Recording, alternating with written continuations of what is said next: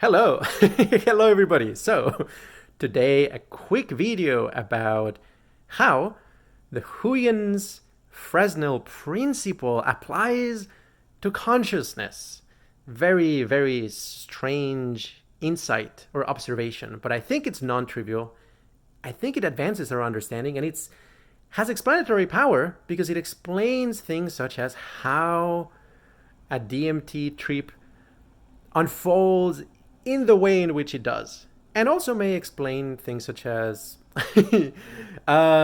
why is it possible to experience higher dimensional phenomenal objects on such exotic states of consciousness.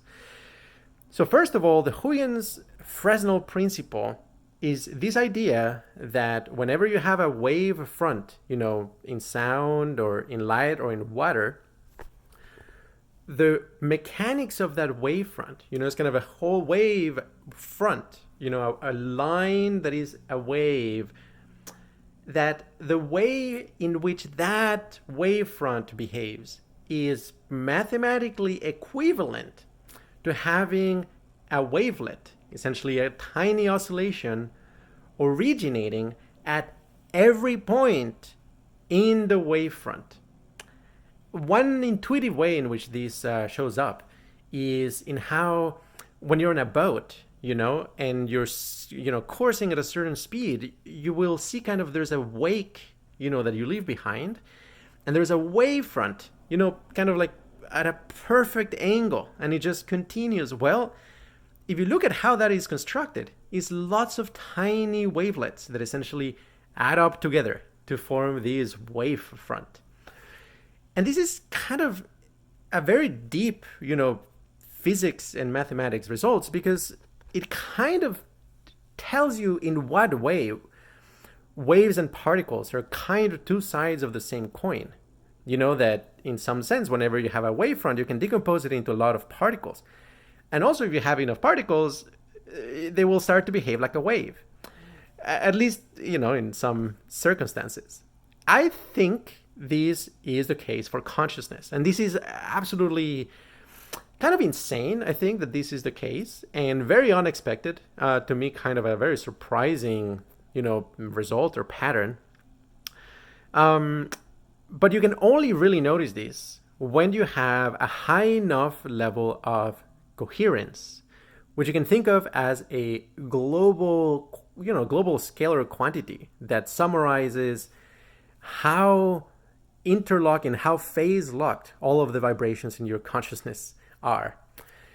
So, just as with light, if you have a flashlight, the light is actually not in phase. It's a bunch of different frequencies, a bunch of different phases, and they all add up together, and they if you visualize that in the spectrum, you'll make this kind of a curve, right? So it's not just a simple frequency, right, or anything like that. Well, if you shine a light on the double slit, right, it actually just looks like you would expect. Essentially, it diffuminates, behind it, and you don't get this interference pattern. So there's a lot of phenomena that really only shows when you have a high enough degree of coherence. And if you don't hit that degree of coherence, the strange behavior will not happen. So when it comes to kind of like in what way the consciousness follows the Huygens Fresnel principle, I find myself kind of in a position where I am like somebody from, the 20th century explaining what a laser is to somebody in the 17th century. They may not believe that you can actually arrange light, quote unquote, in a coherent phase, where all of a sudden you get these crazy, quantum mechanical phenomena, double slits, nonlinear, nonlinear optics. A lot of really interesting things only happen with enough coherence. Well, it's the same with consciousness. If you go into a jhana retreat, which focuses a lot on increasing the coherence of your consciousness, or you take the right psychedelic, a lot of phenomena become activated, become available. And I think it is to some extent because of the intensification of experience. There is an energization phenomenon. But the most significant ingredient, I think, is coherence. That, via increasing the energy, then you go undergo an annealing process where essentially you end up having these coherent standing wave patterns in your consciousness. One very simple way in which this can manifest, for example, a somatic feeling of kind of like being a zebra pattern that goes up and down, and it's kind of a very regularly structured tactile sensation. If you get a sufficiently coherent, sufficiently well-structured somatic sensation of that sort, I will tell you something. If you tune into it, you will kind of become a pure frequency. And you will not know where you are. Okay, so here is also another intimately related with waves and particles and the Huygens Fresnel principle, where, if you only have a tiny packet of light, very tiny packet of light, a little wavelet, it kind of like the oscillations all of a sudden go, at a particular frequency and then they vanish. If you apply a Fourier, transform to that, you will see that that packet of light is actually compatible with a whole kind of like Gaussian curve in the spectrum, meaning that it's not really just a pure frequency, right? Because there's other frequencies that essentially you kind of like need to add up to it so that they cancel out the outer edges. It's actually just a packet. Whereas if you have a very long light beam, a laser light beam, and you kind of like take a Fourier decomposition of that, it will look like just a pulse, a delta function, just a very, very, very sharp, kind of line where there's a very clean frequency in the spectrum and nothing else. And this is connected as well to the Heisenberg uncertainty principle, where essentially there's a trade-off between information about position and momentum. So essentially, it's sort of like you can know very accurately the frequency of the laser beam, or you can know very accurately the location of the wave packet. You see, but you can't have both, essentially they trade off each other. So if you're deep in meditation, or you are doing Wim Hof or taking DMT or something, and you experience this kind of zebra pattern of your tactile sensations, and you get absorbed into it, it is like you don't know where you are, because actually you're spread out. But you do know with very high certainty what your frequency is. Okay, so I find that mind-boggling, but it's absolutely the case. You can try it out. And essentially, I claim that every, very clean mystical experience where you kind of exit, quote unquote, time and space and you become one with everything, involves very high levels of coherence of this sort, where because you're becoming such a clean, symmetrical standing wave pattern, you know exactly, how fast you're vibrating, but you don't know where you are, because actually there is no matter of fact about where you are. I mean, another analogy is this whole thing called delocalized electrons in metals, that essentially the electrons, the outer shells of the atoms of a metal kind of become just a single wave, and they lose their identity. And it's kind of like, the electron cloud as opposed to a particular electron. It is sort of like that as well with the Huygens Fresnel principle and consciousness. If you actually you absorb into a very simple hypercoherent pattern, you become delocalized. You're kind of spread out all over, but you know exactly how you're vibrating.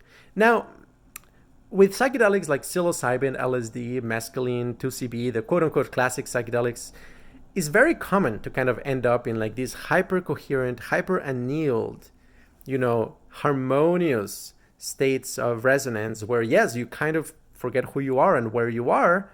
You just become that vibratory pattern. Well, on DMT, something even more interesting happens, which is, as I've described before, you experience competing clusters of coherence, which is there are structures within the phenomenal space that are vibrating in specific ways. And as a function of the dose, they vibrate in a state of coherence across more and more dimensions as you increase the dose. So essentially, if you take a small dose of DMT and you look at the walls of your world simulation, they will be tessellated with these, they're called the wallpaper symmetry groups. these are not just, beautiful patterns on your world simulation. There's something unbelievably deeper about them, which is that they are a standing wave pattern. Essentially, a couple degrees of freedom and are in a standing wave pattern with each other, which creates the illusion of this two-dimensional surface. But essentially, it functions as if it were a laser plane, or a laser that is advancing as a wavefront rather than just a single point. And it will be measuring its environment, sending these coherent waves of awareness that will bounce off of the walls of the world simulation in a coherent way. So from the point of view of this wave, it doesn't know who it is in a way. It's kind of this like spread out pattern. Again, kind of this idea of the delocalized electrons. But from its point of view, it knows precisely where everything else is, right? Because with this degree of coherence, it's kind of like you can triangulate very, very carefully, right? It's like if you have this coherent wavefront coming out of, several planes, you can triangulate exactly where everything else is. So by very quickly vibrating, this like standing wave pattern of coherent awareness, it can precisely localize every other dot in the experience. And so they function as kind of like, awareness reflectors, if you will.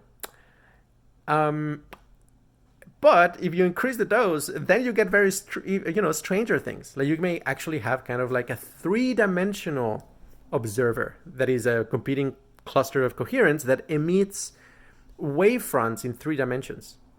And if you go to the, appropriate levels, such as what I call the waiting room level of DMT, which is beyond crystal worlds. This is beyond, where everything becomes crystallized. Then you get to what I believe are actually 4-dimensional competing clusters of coherence, where essentially there are 4 coherent spatial dimensions, and the waves of awareness are actually kind of like entire volumes that are sensing quote unquote their environment. It's happening within the world simulation. Well, they function exactly like lasers. If you play with these competing clusters of coherence, you will notice how it is very similar to playing with, the pieces in a laser chess, where you're kind of like playing with the various possible reflectors or lenses or, light sources within it. And you will see a lot of interference patterns. 2-3-dimensional observers, competing clusters of coherence on DMT. If they interact with each other, you're going to see a superposition pattern. It's not just like normal light. It's more like laser light. And I guess the last thing I will say about these is that, in the state space of consciousness, I consider the hypercoherent region to be very significant, precisely because you get this kind of uncertainty principle becomes very obvious in those regions. But they can still be very highly structured in that the waves of coherence could be high frequency, low frequency, or they could be coupled across frequencies, or they could be of different dimensions. As I was mentioning, the waves of coherent awareness on DMT increase in their dimensionality as you increase the dose. And so there's a lot of complexity in here.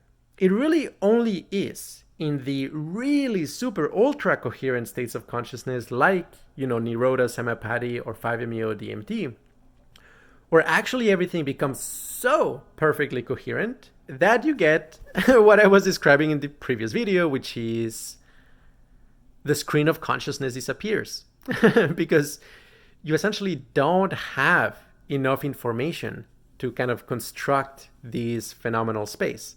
It's again as if you just have a very, very, very long laser. You will have extreme certainty about its frequency, but just no information about its spatial layout. And with that, hopefully this was insightful. I'll talk more about these, write more about these, but just wanted to share. So, all right, infinite bliss, everybody. Thank you for tuning in.